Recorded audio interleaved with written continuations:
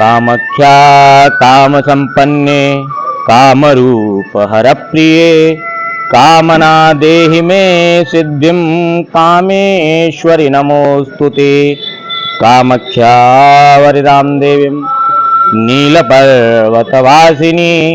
त्वं देवी जगन्माता योनिमुद्रा नमोस्तुते। जय मां भगवती, जय मां कामख्या। आज हम बात करेंगे विद्यार्थियों के विषय में। जी हाँ, अक्सर करके एक युवा वर्ग हमसे प्रश्न करता है, भैया जी एक बात बताओ आप हमें कि हम इतना सब कुछ पढ़ाई करने के बाद भी हमें कुछ याद नहीं होता, इतना हम मन लगा करके पढ़ते हैं फिर भी परिणाम हमारे पक्ष में नहीं आता है, ऐसा क्यों होता है? क्या इसका कोई उपाय है? तो इसके लिए मैं आपको बताना चाहूंगा कि सर्वप्रथम हमें शास्त्रों की कही बातों के अनुसार, जैसा कि शास्त्रों ने हमें बताया है उसी प्रकार से हमें चलना चाहिए। विद्यार्थियों के भी एक लक्षण बताए गए हैं। जब आप विद्यालय जाते हैं तो आपको विद्यार्थी पंच लक्षण बताए जाते होंगे, जहां आपको बताया गया होगा काक चेष्टा वको ध्यानम स्वान निद्रा तथैव च अल्पाहारी ग्रह त्यागी विद्यार्थी पंच लक्षणम। काक चेष्टा, काक माने कौआ, बको ध्यानम बगुला जैसा ध्यान, कोयल जैसी चेष्टा बगुला जैसा ध्यान, स्वान निद्रा कुत्ते जैसी नींद, अल्पाहारी गृह त्यागी, अल्पाहार करने वाला और घर को त्याग करके एकांत में रहने वाला, पढ़ाई करने वाला, ये विद्यार्थियों के पंच लक्षण बताए गए हैं। परंतु ऐसा संभव नहीं हो सकता है कि हम इन लक्षणों पर चल सकें। परंतु शास्त्र में एक बात और बताई जाती है। शास्त्रों में बताया गया है कि सायकालीन के समय में 4 कार्य वर्जित हैं। पहला भोजन, दूसरा शयन, तीसरा अध्ययन और चौथा स्त्री संग।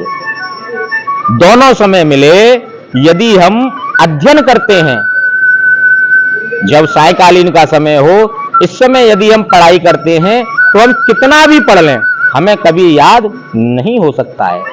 और यदि हमें याद करना है तो शास्त्रों में नियम आया है, हमें रात्रि को पढ़ना चाहिए। रात्रि के द्वितीय प्रहर में हमें पढ़ाई करनी चाहिए और फिर पुनः ब्रह्म मुहूर्त में उठ करके जो हमने रात को पढ़ा था उसी को पढ़ना चाहिए। यदि हम ब्रह्म मुहूर्त में उठ करके जो रात का पढ़ा हुआ प्रातः काल पढ़ते हैं तो वो हमें कंठस्थ होने में समय नहीं लगता। और हमारे गुरुजी परम पूज्य गुरुदेव शिवकर्ण पांडे जी ने हमें बताया था कि कोई भी चीज यदि 11 बार पढ़ ली जाती है तो वो याद हो जाती है। और हमारे पूज्य गुरुदेव पंडित श्री ज्ञानेंद्र त्रिपाठी जी ने हमें बताया था कि विद्यार्थी समय में खान पान शयन एवं संगत का बहुत ध्यान रखना चाहिए। उन्हीं गुरुजी की बातों पर प्रकाश डालते हुए गुरुजी के द्वारा दिया गया एक मंत्र है। गुरुजी ने बताया प्रातःकाल संध्या वंदन अवश्य करना चाहिए, गायत्री जप अवश्य करना चाहिए, प्राणायाम अवश्य करना चाहिए। विद्यार्थी को चाहिए कि वो ब्रह्म मुहूर्त में अपने बिस्तर को त्याग करके स्नान ध्यान करके और पढ़ाई करना ही उसकी सबसे बड़ी पूजा है। मां सरस्वती का पूजन करे, मां सरस्वती का ध्यान करे और सफेद ऊन के आसन पर बैठ करके अगर हो सके तो स्फटिक की माला, और यदि ना हो सके तो केवल करमाला, करमाला से ओम ऐं श्रीं बागबादिन्यै नमः, ये मां सरस्वती का मंत्र है। ओम ऐं श्रीं बागबादिन्यै नमः।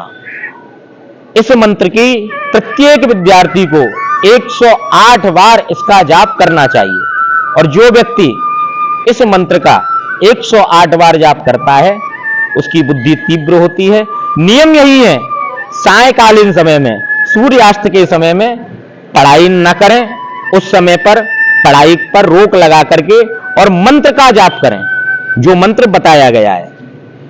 गोधूली काल की बेला में दोनों समय मिले अगर इस मंत्र का जाप विद्यार्थी एकाग्र चित्त से बैठ करके करेंगे मां सरस्वती की कृपा होगी, वो ज्ञानवान होंगे और ज्ञान से परिपूर्ण होंगे। जय मां कामाख्या, जय मां भगवती।